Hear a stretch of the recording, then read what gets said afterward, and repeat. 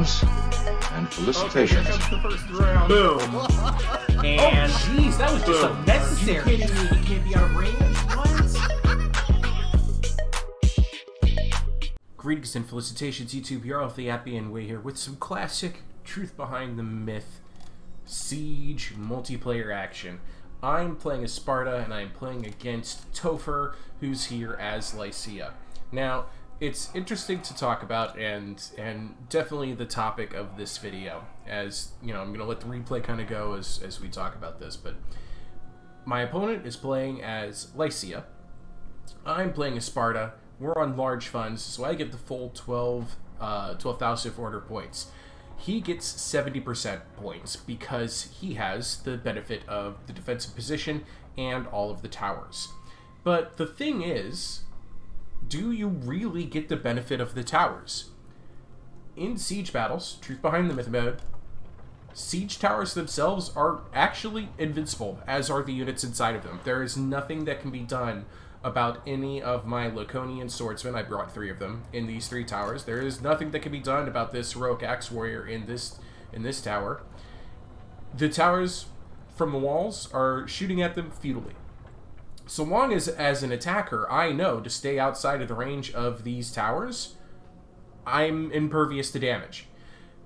Topher, my opponent, he has opted this time to go for a defense strategy where you just kind of play to the choke points. And you guard what you can with the units that you have. He's brought a Coravantes over here. He's got, let's see here, yeah, a pair of heavy Eastern Spearmen. He's got a pair of heavy Axe Warriors. He has a line of 3 Eastern Spearmen, 1 regular Khopesh fighter, 3 Eastern Slingers, and a Defender Companion hero. His plan here is just, stay relatively wide, outnumber me as best he can, and he did a good job of that at 12,000 versus 1,000. I have light spear runners, and I got a little bit unlucky here with the pathing. I ordered this spear runner to take this portion of the wall, but he got spotted, and I'm actually going to take 9 casualties from this fort tower as my units climb over the wall here. That is the sum net worth of 30% of my opponent's funds. Only managed 9 kills. That bit of damage right there. And because after that, I just took over every gate, every tower. I had assaults planned in every position, and once I have control over every defensive structure, the rest of my forces can move up here, and I've taken only 9 casualties for it. So then it's, choke points, which, again, they do favor a defender, but it's choke points versus 30% extra funds.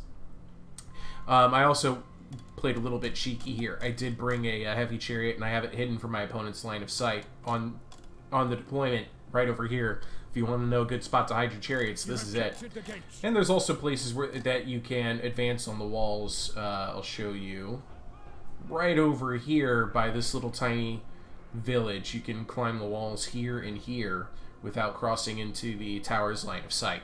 So there are ways to assault this town and have a little bit of deception on your side as the attacker. And the thing is that once I get all my forces in here, and it takes a good amount of time, I'm patient with it. I get all my forces arrayed around, separating the outer city from the inner city. And I'm able to, pick my battles, get the engagements I want, use my cruddy little Lachean slingers, and deal a little bit of damage, and I'm also able to just flat out assault. I overwhelm the Coravantes with my light spear runners, who are already starting to head out in this direction. And then eventually my chariots are able to just get in here, beat everything up from behind. But never mind, because most of my infantry was able to win these engagements up front anyway, because I had, 2 heroic axe warriors, and he really doesn't have anything to deal with that in the front. Especially considering there's also an Armored Spearman, a Cyclops chucking boulders, a Fighter Ravager hero. The difference in points here was I think a little less than 4,000 points. For those 4,000 points, I was able to bring a Cyclops, a reinforced chariot, and an Achaean slinger. And at that point, since we're just on a land battle, again, with choke points in his defense, there's no way the defender has a chance to stop this. Let me go ahead and speed it up so we can get to where the actual fun begins, and then we'll talk about the other defensive strategy. This is where the fun begins.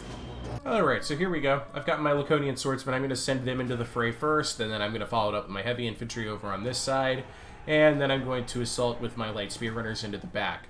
And what ends up happening here is that this becomes a grind that never ends.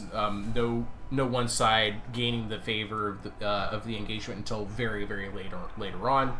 I clean up over here with the virtue of the Cyclops and my superior infantry and Achaean slingers, and my light spear runners take the Cordovantes out for, you know, a nice Sunday brunch. Yeah, because last night there was definitely a lot of screwing around. It was bad. It was bad for those Cordovantes. It was very bad. And while I'm giving, you know, the action shots here, we flipped the script. We did a second battle.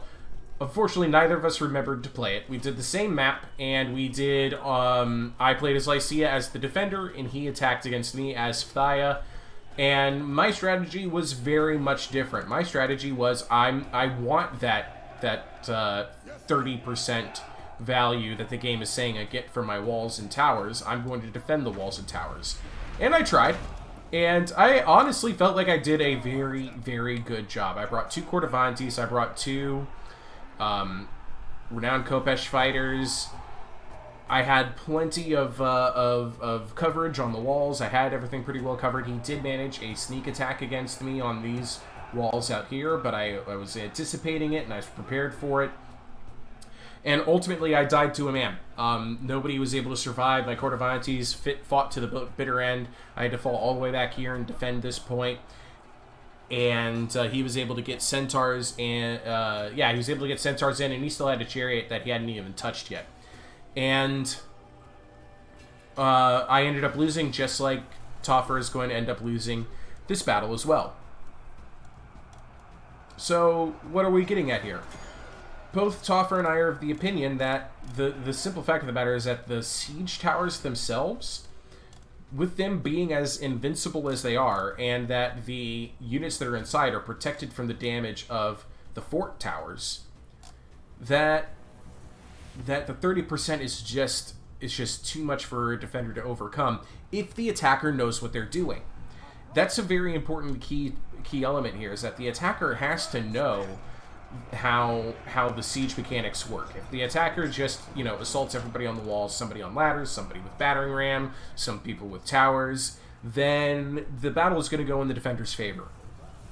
But if the attacker just puts everybody in a tower and only advances where he knows he'll be able to, you know, take over easily enough, then there's no chance really for the defender, because the defender is just dealing with this battle on a 30% funds nerf regardless. So like I said, I tried defending the walls, and even still I wasn't able to win because I was just overwhelmed on the walls. You can either be overwhelmed inside the town, or you can be overwhelmed on the walls.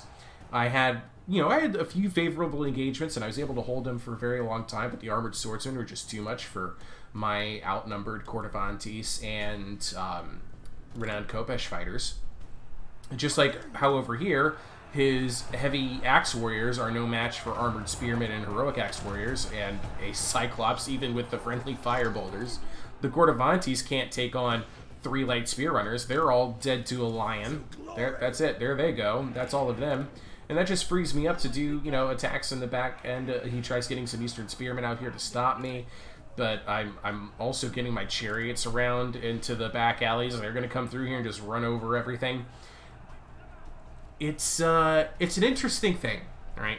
Now, minor settlement battles are a much more interesting scenario. In minor settlement battles, the funds difference only takes into account that the defender has defensive grounded choke points. There are no there are no fort towers, there are no gatehouses, so it's only a 10% reduction in defense funds. And that makes for some really interesting and compelling battles. Siege battles, it's funny. Most everybody says that the defender has a clear advantage in siege battles because the fort towers are OP, because the walls are indestructible. I protest. I protest, and I say, if you know what you're doing as a siege attacker, the siege towers trump all of that.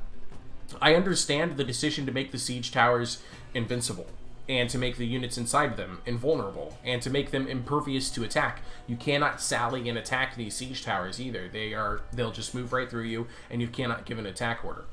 The reason they made them invincible is because there is no way to destroy walls. The fort walls themselves are indestructible. You have to use battering rams, you have to use ladders, you have to use siege towers. So, make the siege towers invincible, give a funds reduction, sure, maybe that'll balance it out, but that's not... Unfortunately, it doesn't make for balanced gameplay. Again, with the caveat, if the attacker knows what they're doing, the attacker is going to win a siege battle every time, because that 30% loss of funds is just too much. Regardless of how you play your defense. If you play your defense with choke points close into your capture point, or if you play on the walls. Because like I said, I played on the walls with the full intention of trying to get every bit of value out of them that I could. Get as much damage, and I was able to get some damage with those fort towers against centaurs and other units, but ultimately because my opponent was smarter than to just go in and get himself shot up, I wasn't able to capitalize. He just had too many units for me to handle. I was outnumbered, overwhelmed. And that 30% reduction is also in Mythos mode. I checked that before I started recording. So this is... What I don't know, though, is how much mythical units are really going to play into siege battles.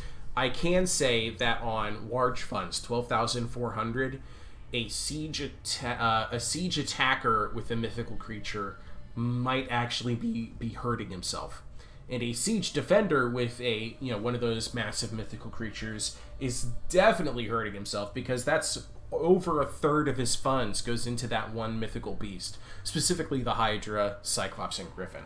So it'll be more interesting to see how things like the mythical Cyclops or Minotaur or Cordovantes, how they play into the siege battles. But I still think it's just going to be way, way, way in the favor of the attacker if the attacker knows how to use the siege towers. All right. So I want to know your thoughts on siege battles in Troy. This is clearly from a multiplayer discussion standpoint, because that's where you could kind of have a balanced side versus a balanced side. When we're talking about playing against the AI, there's a whole bunch of other things go into the calculation of what is fair and what isn't, right? So I still want to know your thoughts, and I'd love to read your comments about this subject. All right. And oh, by the way, 229 kills for light spear runners. Yes, I love it. I love it. Anyway, that's it for me today. Okay, guys. Please comment, talk to me about siege battles and your thoughts about what's a fair way to have them. And before you say it, yes, I know you wish there were siege weapons, but there aren't, because this is really before the day of siege weapons. This is really before the times of catapults and trebuchets and ballistas. All right. So historical accuracy, Mythos. It's all weird, isn't it? Anyway, that's it for me today. Ta-ta, I love you all, and I'll see you guys in the next video.